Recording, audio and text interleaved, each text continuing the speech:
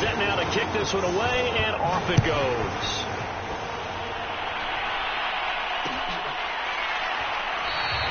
And not willing to risk another fumble, he'll sit on this one. It's a touchback.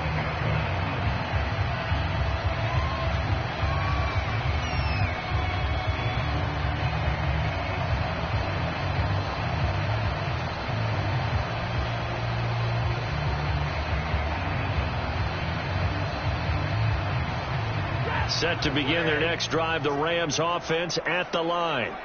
And the turnover last time, that's sort of been symptomatic of their struggles here in this one. Big word. I like it now because you're exactly right. Like that, don't you? All game long, they've struggled moving the ball, turning it over on the last possession. Is that word again, symptomatic?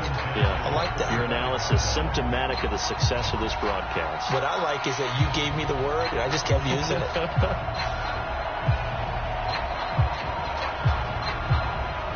Here's 2nd and 10.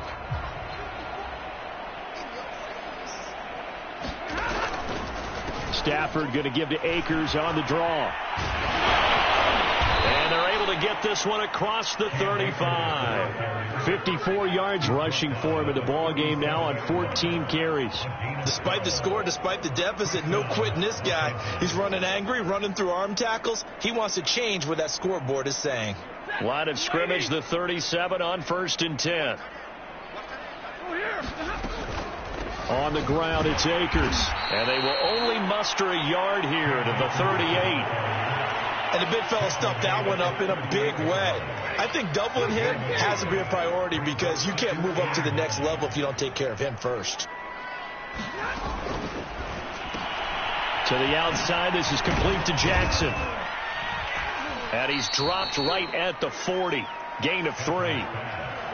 One thing I think that's safe to say defensively, the tackling's been really good. And because of that, it's been very, very hard for them to move the ball because you're not getting the benefits of run after catch. They're tackling almost on the spot. That means they have to run extra plays, harder to move it.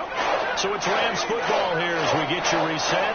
They face a 3rd down now as they try to find a late score. Stafford going to give this to Akers.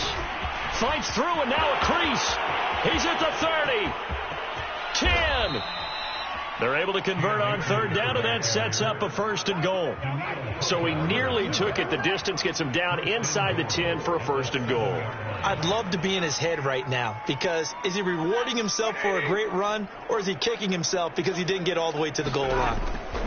Throwing is Stafford. Looking in zone, but it's incomplete. Well, it just seems like all game long there hasn't been a lot of sync quarterback to wide receiver on this side of the football. They haven't been on the same page, quarterback and receivers. Heck, they haven't been on the same grease board when you draw. And somewhat of a measure of revenge as he's in for the touchdown, but they still trail big time. He'll take it, but he won't be able to smile about it. Extra point by Gay is up and good as they make the score just a slight bit more respectable here in the final quarter of play.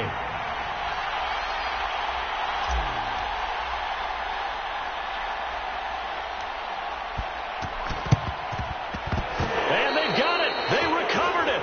They hang on now, though. There's a penalty flag down.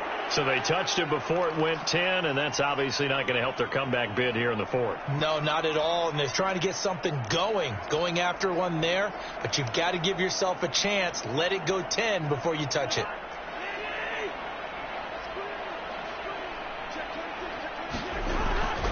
Another tote for the workhorse this afternoon. It's Cook. It's a 7-yard carry to set them up with a 2nd and 3. I know that every now and then we get in those meetings with coaches, and you almost want to roll your eyes when they talk about staying on schedule when they're moving the football. But would you say a 7-yard run is ahead of schedule? 4th quarter with the lead, you love that, don't you? No doubt about it, because staying on schedule is trying to get 4 downs on 1st down. They did that, plus 3. And he's going to get this inside the 30. It's a gain of 11 as the Vikings pick up the 1st. They'll run on 1st down. It's Cook. And they'll have it in the red zone before he crosses over out of bounds. They get 10 more there, and I believe that'll be enough for another 1st down. It will.